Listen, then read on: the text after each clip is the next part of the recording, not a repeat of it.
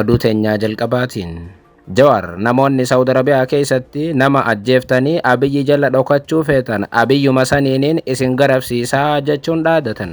Gama biraatiin deeggaraa koo miti obboleessa koo yoo taatellee yakka raawwannaan siin saaxilaa jedhan obbo Jawar Mohammad.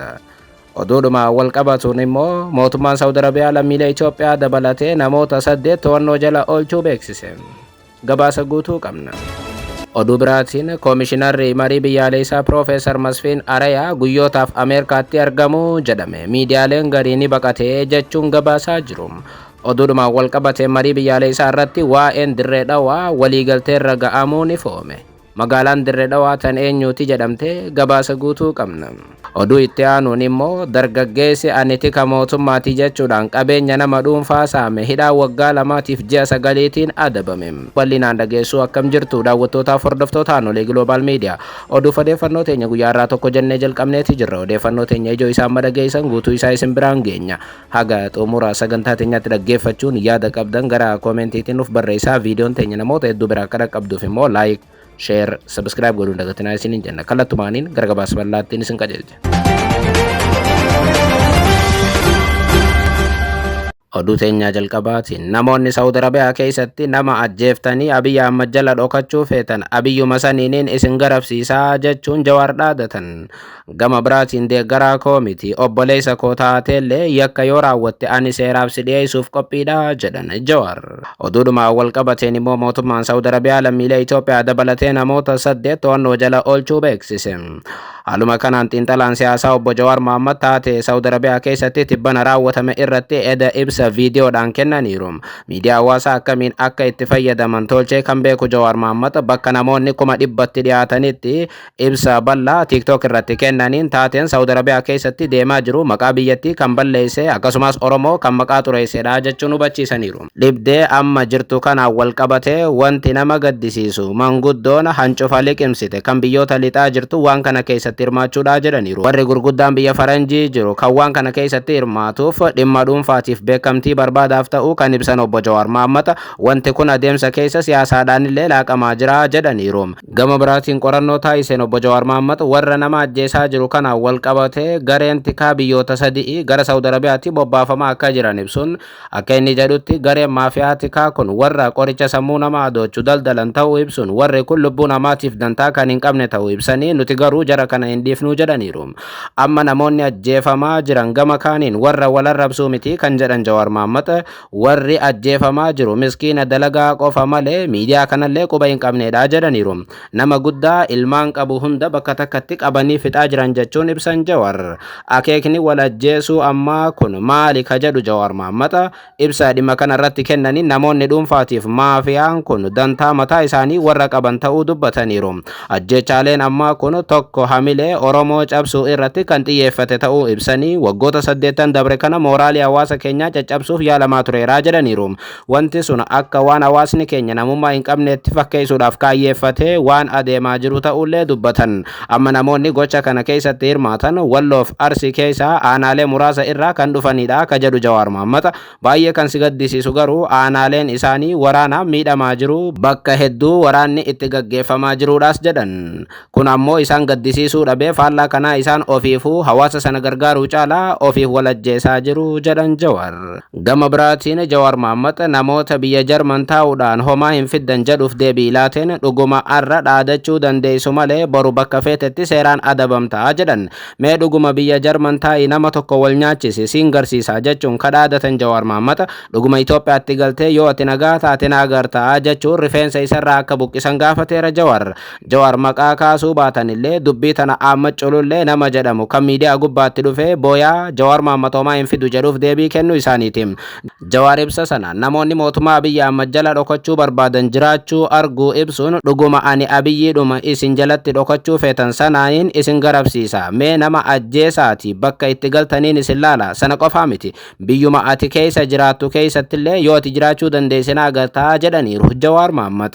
Warri faranjii amma baqattoota ofirraa ari'uu barbaadaa jiru ka jedhan Jawar Mohammad lammata ati miskiina ajjeeftee nagaan biyya faranjii hin jiraattu jedhaniiru. Jawaar gama biraatiin yakka raawwatanii warra deeggaraa koo fakkaatantu jira jechuun ibsanii ani abbaan fedhe deeggaraa koo ta'ullee dhugaa isinitti himuudhaaf deeggaraa kiyyaa miti. Obboleessi koo illeen yoo yakka raawwate ani baasuudhaaf seeratti dhiyeessuuf of duuba hin deebi'uu jedheera.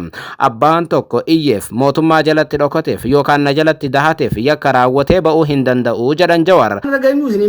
Waan godhu deemu takkaa isaaniitiin gaafa isaan akkanaa godhan bakka isaan jiraatanii fi bilbiluma isaanii qofa naa ergaa naggurra qabsiisee buusisa. Ijoollee baalagee akkanaa harka irra hin qabina. Maaliif amma tokko deeggaraa keetii barnaan jedhan si faarsoo ture I don't care maaliif ilmoo haadhatiyyaan taane miskiina ajjeefnaan miskiina nyaatee gara hin qabne kadheebuudhaan kokkeessaa goggoyite. Miidhaa irraan geessifnaan maaliif gudeeta tokko wajjin hin dhalanne kun diina bineensa kun maaliif tokko miskiina zollamu jira lama namummaa fi oromummaa teenya nurra busheessu jira. Ankalee mataan shirna jechuu kaate viidiyoo san hunda laalee. Addunyaa gubbatti ajjechaa live dabarsaa raawwatan gocha shororkeessaati kan jedhan Jawaar Mohammad wanti isin dagachuu hin qabne faranjiin yoo isin qabsiisne maallaqa akka nuu kennitu hubachuu qabdanii jedhaniiru. Jawaar guutummaatti yakka Saudi Arabiyaa keessatti raawwatamaa jiru kana diiyaaspooraa biyya lixaatu jara sana deeggaree akka wal fixan godhaa jira jechuun himatan. Kanaaf ammoo diiyaaspooraawwan akkasii qabee biyyatti galchuuf dhaadateera. Biyya keessatti illee akka hidhamee jiraatu taasisuuf dhaadateera Jawaar. Oduudhumaan wal qabateen mootummaan Saudi Arabiyaa lammiilee Itoophiyaa dabalatee namoota 8 to'annoo jala oolchuu beeksise. Haaluma kanaan gareen eegumsa daangaa Saudi Arabiyaa opereeshinii adda addaa Jizaaniif Asiir keessatti gaggeessaniin lammiilee Itoophiyaatiif Yaman seera daangaa cabsan 8 to'annoo jala oolchuu ibseera.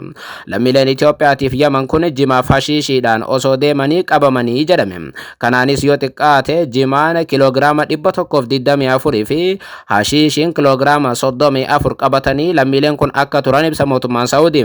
Jizaan keessatti sakatta'iinsa daangaa kutaa Al-Aaridaa keessatti raawwatame. Seera darbitoota daangaa lammii Yaman ta'an 6 qabee akka jiru kan ibse mootummaan Saudi. Isaan kun jimaa kiloogiraama 84 seeraan ala dabarsuudhaaf yaalanii akka qabaman hubachiiseera.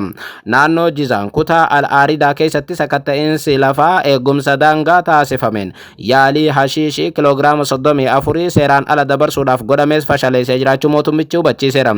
Gama biraatiin Asiir keessatti sakatta'iinsa biraa taasifameen kutaa Al-Rabo'a keessatti lammiilee Itoophiyaa 2 to'annoo jala oolchuu isaa mootummaan Saudi ibseera. Isaan kunis jimaa kiloogiraama 40 seeraan ala dabarsuudhaaf yaalaa turaniiru jedha mootummichi. Abboottiin taayitaa Saudi Arabiyaa adeemsi seeraa jalqabaa barbaachisu xumuramuu ibsaniiru. Dhimma jimaatiif hashiishii kanaan shakkamtoonni hundi qaama dhimmi ilaallatuttis dabarfamaniiru jedhameera.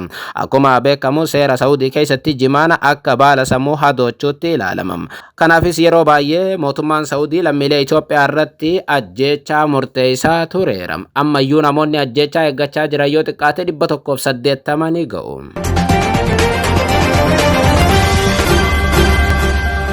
Oduu biraatiin Koomishinarri marii biyyaalessaa Piroofeesar Masfiin Arayaa guyyootaaf Ameerikaatti argamu jedhame. Miidiyaaleen garii ni baqatee jechuun gabaasan. Oduudhumaan wal qabateen marii biyyaalessaa irratti waa'een dirree dhawaa waliigaltee irra ga'amuunis ifoomeera. Haaluma kanaan koomishinarri olaanaan koomishinii marii biyyaalessaa Itoophiyaa Piroofeesar Masfiin Arayaa yaa'ii marii biyyaalessaa Finfinneetti gaggeeffamaa jiru irratti erga argamanii torbaan tokko irra darbuun gabaafame. Akka miidiyaaleen jedhanitti koomishinar Piroofeesar Masfiin Arayaa obboleettiin isaanii Ameerikaa jiraatan du'aan addunyaa kanarraa waan boqotaniif gamasitti imaluu isaaniitu himame. Bakka bu'iinsa isaanii itti aantuu piroofeesarichaa kan ta'an Hiruut Gabrasillaaseetiif dabarsanii deemanii jedhameera. Namoonni marii biyyaalessaa irratti argaman akka obboleettiin isaa boqotteetti itti himamullee faallaa kanaa garuu adeemsa marii biyyaalessaa burjaaja'aa jiru baqachuu akka malan gabaasaaleen gariis ni ba'u. Namoonni piroofeesara kana dubbifneerraa jedhan oduu ganamaarraa qoodaniin garuu Piroofeesar Masfiin Arayaa guyyoota 2 keessatti gara biyyaatti ni deebi'u. Kunis obboleettii isaanii sirna awwaalchaa irratti argamanii erga awwaallatanii booda jedhu. Kun hagam dhugaa akka ta'e garuu wanti bal'aan ifa ta'e hin jiru. Miidiyaaleen garii ni baqatee jechuun gabaasanillee garuu dhimma kana irratti koomishinii marii biyyaalessaa Itoophiyaa gama isaatiin deebii ifatti hin kennine.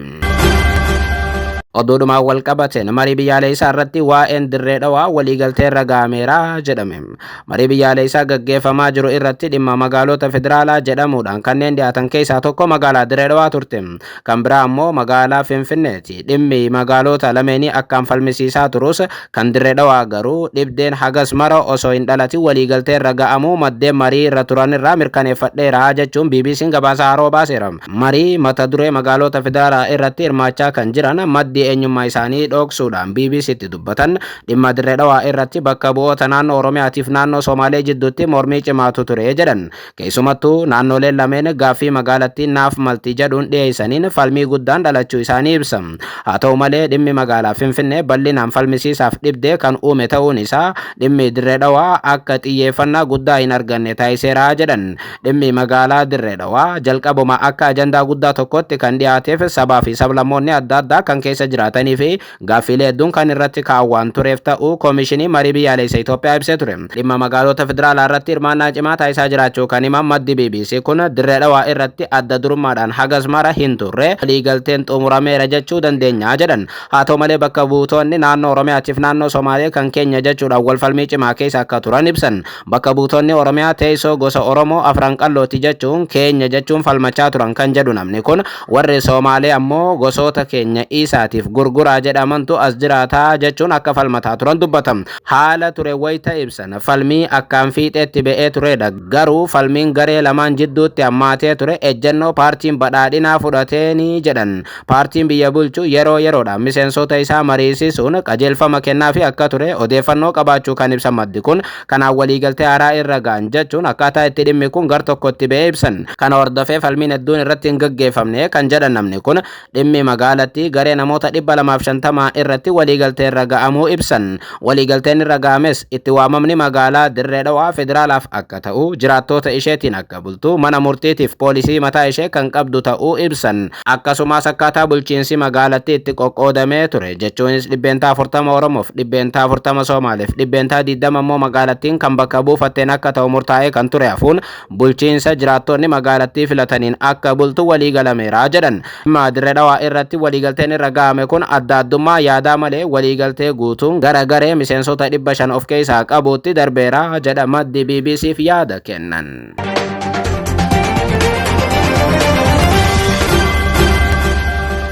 Oduu biraatiin dargaggeessi anitika mootummaati jechuun qabeenya nama dhuunfaa saame hidhaa waggaa 2.9 adabame. Haaluma kanaan dargaggeessi anitika mootummaati ofiin jechuun qabeenya nama dhuunfaa saame hidhaa waggaa 2.9 adabamu miidiyaaleen biyyattii gabaasan. Himatamaan maqaan isaa Falmii Shibbiruu Waldakidaan jedhamu badhaadhina isaaf mallee argachuuf jecha sobaan humna tikaa biyyaalessaa mootummaa of fakkeessuun godina Wallagga Lixaa bulchiinsa magaalaa Gimbii ganda Gaaddisa Odaa bakka addaa mana barumsaa Adventistii Gimbii sadarkaa lammaffaa jedhamee beekamutti nama dhuunfaa irratti saamicha raawwachuu isaa qajeelchi poolisii godina Wallagga Lixaa beeksiseera. Himatamaan kun guyyaa gaafa 15 baatii 9/2018 akka lakkoofsa Itoophiyaatti tilmaamaa waaree booda yeroo sa'aatii 9:30 ta'utti miidhamaa maqaan isaa gabaasa kana keessatti hin eeramne ganda baadiyyaa irraa gabaadhaaf magaalaa Gimbii keessa deemaa jiru humnaan qabuun baajaajii yaabsisuudhaan ati ni hidhamta siin ajjeesa jechuun sodaachisee qabeenya miidhamaa kana moobaayilii gosa saamsingii tilmaamaan qarshii 28 baasuu danda'uu fi maallaqa callaa 5,000 saamuu danda'ee jira jedhameera. Himatamaan kun erga saamicha kana gaggeessee booda miidhamaa kanaan ammaa kaasee magaalaa kana keessatti si arginaan siin ajjeesa jechuu isaa eeruun waajjira poolisii bulchiinsa magaalaa Gimbiitti dhiyaatee booda galmeen qorannoo isaa poolisii fi abbaa alangaatiin qoratamee erga xumuramee booda himanni banamee mana murtii aanaa Gimbiitti dhiyaachuudhaan dhaddacha gaafa guyyaa 12 baatii 12/2018 ooleen himatamaas ni barsiisa fakkaattoota isaallee ni akeekkachiisa jechuun adabbii hidhaa cimaa waggaa 2 baatii 9tiin adabee jira jechuun qajeelchi poolisii godina Wallagga Lixaa ibseera.